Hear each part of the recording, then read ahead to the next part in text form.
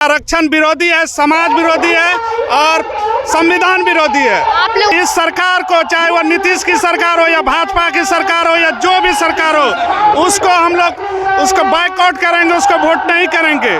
चिराग पासवान कहते हैं कि दलितों के नेता है वो दलितों के नेता नहीं है, वो समाज संविधान विरोधी है। हाँ, नहीं होगा तो नीतीश कुमार को जो कुर्सी पर से उतार देंगे। हम 5 समाज सब एकता हो गए हैं तो उसको कुर्सी पर उतारने का 5 समाज को दम रखते हैं। नीतीश मोदी होश में आओ, हमें हमारा आरक्षण वापस दो।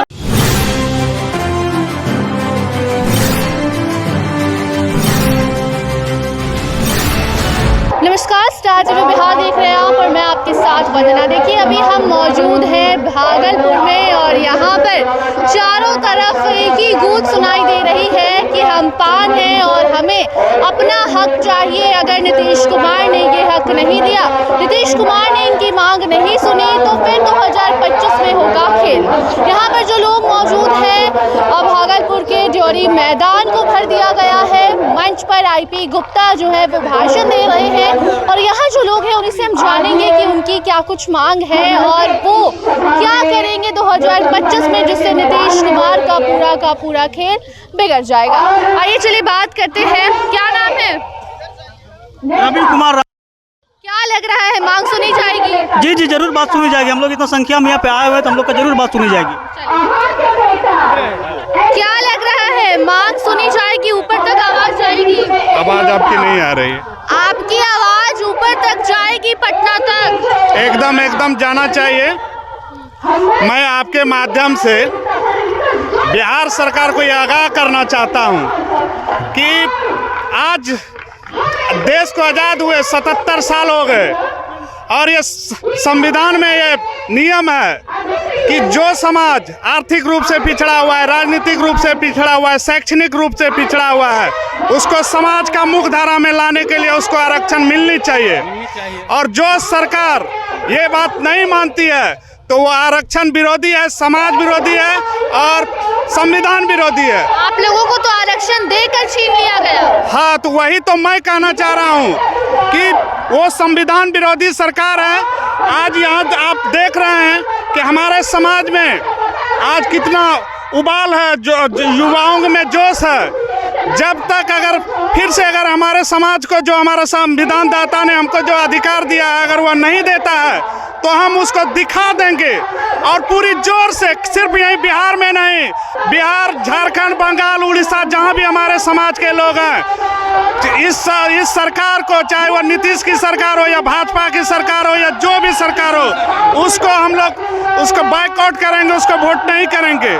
हमको हमारा अधिकार चाहिए, चूंकि हम भी भारत के नागरिक हैं, हमको भी समाज के मुख्य धारा में आने। चिराग पासवान कहते हैं कि दलितों के नेता है वो दलितों के नेता नहीं है, वो समाज संविधान विरोधी है। अगर वो दलितों के नेता रहते तो वह बाबा साहेब भीमराव अम्बेडकर का बात मानते।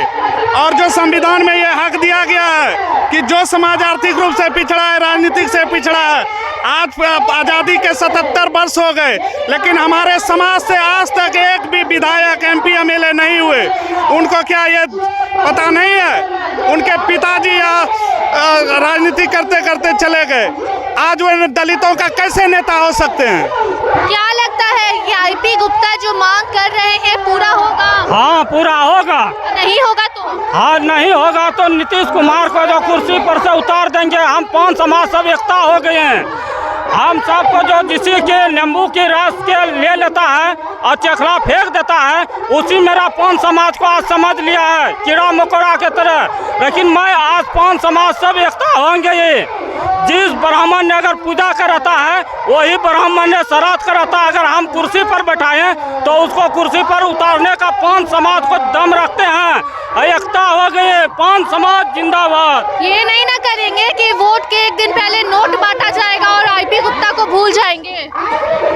आईपी गुप्ता जब हम एक हो गए हैं, आज आपने देख रहे हैं कि ये एक आईपी गुप्ता नहीं है, यहाँ हजारों लाखों संख्या में आईपी गुप्ता है। सबके माथे पे आप देखिए लिखा है। मैं भी आईपी गुप्ता हूँ, वो सिर्फ एक आईपी गुप्ता नहीं है, उनका विचार होता है। कोई भी समाज का एक विचार होता है, व्यक्ति नहीं होता है, विचार होता है। आईपी गुप्ता का विचार अब थमेगा नहीं। जब तक इसको आरक्षण इस समाज को नहीं मिलेगा तो इसका विचारधारा रुकेगा नहीं। चाहे जो भी करना होगा हम आरक्षण लेके रहेंगे। हम लोग सारे इंजीनियर आईपी गुप्ता जिंदाबाद, जिंदाबाद, जिंदाबाद, पवन एकता जिंदाबाद, जिंदाबाद, जिंदाबाद, नीतीश मोदी होश में आओ, हमें हमारा आरक्षण वापस दो। नीतीश कुमार तो आरक्षण देकर वापस ले लिए और अब 2025 में चुनाव बन के फिर मुख्यमंत्री बनेंगे। हम लोग का जो आरक्षण मिला था, ये हम लोगों का आरक्षण सुप्रीम कोर्ट से तो हटाया गया है, लेकिन इसमें हमारा जो सरकार है, बिहार सरकार और केंद्र सरकार, दोनों दोषी है। दोनों ने हमारे तौती समाज के जाति को एकदम अनदेखी किया है और हम लोग इतना पिछड़ा होते हुए भी यह सरकार को जरा सा भी लज्जा न आया।